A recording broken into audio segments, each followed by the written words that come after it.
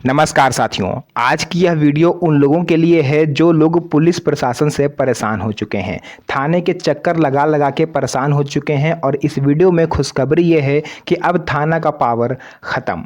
जी हाँ साथियों, अगर आपके ऊपर किसी ने झूठा मुकदमा किया है, पुलिस वाले आपको प्रताड़ित कर रहे हैं, तो ये वीडियो आपके लिए बेहद महत्वपूर्ण है। या भगवान न करे कभी आगे चल के आपको थाने के चक्कर लगाने पड़े, तो इस वीडियो को हमेशा याद रखिएगा।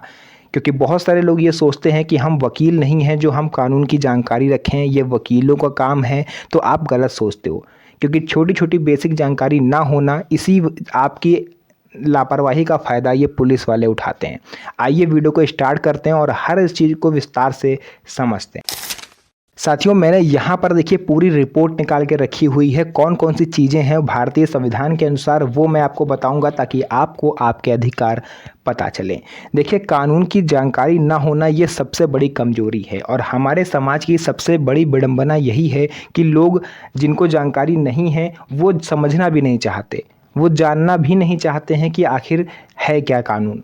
देखिए, बहुत से लोग ये कहते हैं कि हम गरीब हैं, हम पढ़े लिखे नहीं हैं, हमें कानून नहीं आता, और आपकी इन्हीं बातों का फ़ायदा बड़े लोग उठाते हैं आप पर झूठा केस करके, आपकी ज़मीन हड़पने के लिए। आपसे मारपीट करके चले गए और आप पुलिस में जाके कंप्लेन करोगे, उल्टा आप फंसोगे। क्यों? क्योंकि आपको नियमों की जानकारी नहीं है। कानून यह कभी नहीं पूछता है कि आप पढ़े लिखे हो, आप पढ़े लिखे नहीं हो, आप गांव में रहते हो, आप शहर में रहते हो, ये कानून नहीं देखता। अगर आपने कोई अपराध करा है तो फिर उसकी सज़ा आपको मिलती है। अगर आपको अपने अधिकार पता नहीं होंगे तो कोई भी व्यक्ति आपका गलत फ़ायदा उठा सकता है। इसीलिए मैं आपको अवेयर करने के लिए इस वीडियो को बना रहा हूँ। सारा कुछ बेसिक आपको इस वीडियो में मैं बता दूंगा। बहुत ही ध्यान से सुनिएगा। मेरी रिक्वेस्ट रहेगी कि आपने खुद भी देखिए और अपने यार दोस्तों और रिश्तेदारों के साथ भी शेयर करिए, ताकि वो भी अगर कभी आगे चल के थाना के चक्कर में फंसते हैं तो उनको कैसे बचना है। देखिए, इसी कारण क्या होता है, कई बार निर्दोष व्यक्ति मुकदमे में फंस जाता है और जो अपराधी है वो आराम से बाहर घूमता रहता है।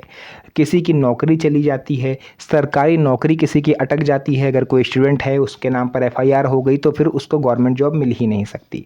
कई बार लोग जलन के मारे या आपसी विवाद में, खुन्नस में झूठा नाम आपका एफआईआर में लिखवा देते हैं। कई बार रिलेटिव होते हैं, हमारे जो रिश्तेदार होते हैं, वही ये हरकत करते हैं ताकि इस बच्चे की सरकारी नौकरी ना लग पाए, उसका फ्यूचर ख़राब कर देते हैं, है ना। तो ऐसे लोग से निपटना कैसे है?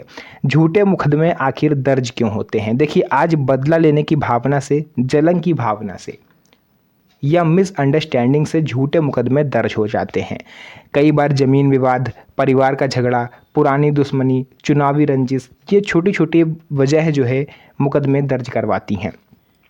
निर्दोष जेल चला जाता है और अपराधी बाहर घूमता रहता है। बहुत से लोग ये कहते हैं कि जिसने अपराध किया वो तो बच गया, लेकिन निर्दोष व्यक्ति जेल चला गया। ऐसा कई बार इसलिए भी होता है क्योंकि आपको आपके कानून के अधिकार नहीं पता।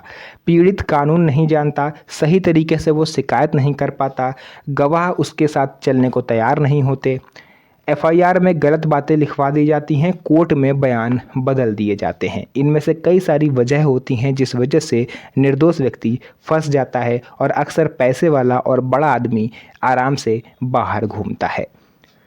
ऐसा इसीलिए है क्योंकि आप भेड़ बकरियों की तरह चलते रहते हो, आपको आसपास का कुछ नहीं पता। एफआईआर में सबसे बड़ी गलती क्या होती है? देखिए, सबको समझ लीजिए, क्योंकि हो सकता है भगवान न करे कभी आपको इसकी ज़रूरत पड़े। सबसे बड़ी गलती होती है मिलावटी या बनावटी बातें उसमें लिखवा देना। उदाहरण के लिए, अगर केवल मारपीट हुई थी तो एफआईआर में ये लिख दिया कि सोने की चैन छीन ली, लाखों रुपए लूट लिए, या हमसे महंगे गहने छिना के ले गए। कई बार ऐसा देखा गया कि आपस में केवल मारपीट हुई है मोहल्ले में किसी में, लेकिन कंप्लेन में वो लिखवाते हैं कि हमसे सोने की चैन छीन ले गए, हमारे साथ बदसलूकी करी, हमारे गहने थे, जेवर थे, घर की महिलाओं को मारा पीटा और वो सब छीन ले गए। ऐसी गंभीर बातें लिखवाई जाती हैं, और बाद में कोर्ट को इन बातों का कोई प्रमाण नहीं मिलता और पूरा मुकदमा कमज़ोर पड़ जाता है। हमेशा वही लिखें जो वास्तव में हुआ है। याद रखिए, एफआईआर जितनी सच्ची होगी उतनी ही मजबूत होगी और सामने वाले को सज़ा मिलेगी। कोर्ट झूठ को कैसे पकड़ लेता है? देखिए, जब मुकदमा चलता है तो गवाहों से पूछताछ होती है, क्रॉस एग्जामिनेशन होता है। अब आपके घर के जितने लोग हैं, मान लीजिए महिलाओं के साथ आपने झूठा लिखवा दिया कि महिलाओं के साथ मारपीट हुई और गहने ले गए। आपसे पूछेंगे गहने में क्या क्या ले गए, तो आपने बता दिया कि एक नाक की कील थी, 2 टाप्स थे, एक सोने की चैन थी। आपके घर की महिलाओं को अलग करके पूछा गया, उन्होंने कहा कि केवल सोने की चैन थी। तो इस वजह से क्रॉस एग्जामिनेशन से आप पकड़े जाते हो और उल्टा आप फंस जाते हो। पुलिस एफआईआर दर्ज ना करे तो क्या होगा? देखिए, अगर आपके साथ कोई बदतमीजी हुई है और आप पुलिस थाने जाते हो और आपकी एफआईआर दर्ज नहीं होती है, तो घबराइए मत। सबसे पहले जिस अधिकारी से आपकी बात हुई है उसका नाम नोट कर लीजिए। आप थाने जाते हो कंप्लेन लिखवाने, एसएचओ, दरोगा, जो भी आपको मिले, आप उससे पहले अपनी बात बताओ। अगर वो एफआईआर लिखने को तैयार नहीं है तो उसके जो नंबर नेम प्लेट होती है, यहाँ पर आप लोगों ने देखा होगा, जहाँ कांस्टेबल ही क्यों ना हो, यहाँ पर एक नेम प्लेट लगी होती है, उसको आप नाम पढ़ लीजिए और उसको कहीं पर नोट करके रख लीजिए। उनको मत बताइएगा, नाम बस आपको याद कर लेना है। इसके बाद स्पीड पोस्ट या रजिस्टर्ड पोस्ट से शिकायत भेजें। अगर पुलिस शिकायत लेने से मना कर रही है तो वही शिकायत जो आप वहाँ पर बताने गए हो लिखित रूप में स्पीड पोस्ट या रजिस्टर्ड पोस्ट से संबंधित पुलिस थाने में भेजें। डाक की रसीद संभाल कर रखें, यही आगे चलकर आपका मजबूत सबूत बनेगा, है ना। यानी डायरेक्ट अगर कोई कंप्लेन नहीं लिख रहा है तो आप स्पीड पोस्ट के जरिए कंप्लेन थाने में पहुंचाओ। डाक की ट्रैकिंग रिपोर्ट निकालें, ऑनलाइन ट्रैकिंग से पता चल जाएगा कि शिकायत कब भेजी गई, कब पुलिस स्टेशन पहुंची और किस दिन पुलिस वालों को ये प्राप्त हुई। इसका रिकॉर्ड आगे चल के काम आएगा जब आप उनके खिलाफ एक्शन लोगे। 14 दिन तक पुलिस जांच कर सकती है। यदि मामला ऐसा है कि लगभग 3 वर्ष से 7 वर्ष की सज़ा का प्रावधान है तो पुलिस प्रारंभिक जांच करने के लिए कुछ समय ले सकती है। इस दौरान हर मामले में तुरंत गिरफ्तारी या कार्रवाई होना ज़रूरी नहीं है। आपको 14 दिन तक वेट करना है पुलिस की तरफ से कोई एक्शन होने का। लेकिन 14 दिन के बाद भी अगर आपकी कार्रवाई नहीं हो रही है तब आपको कोई बड़ा एक्शन लेना पड़ेगा। कई बार ऐसा देखा गया किसी के घर से कोई लापता हो गया, किसी के घर में चोरी हो गई, किसी के घर में हत्या कर दी गई और पुलिस वाले सुन नहीं रहे हैं। तो इस केस में आपको अपने ज़िले के एसपी के पास जाना है।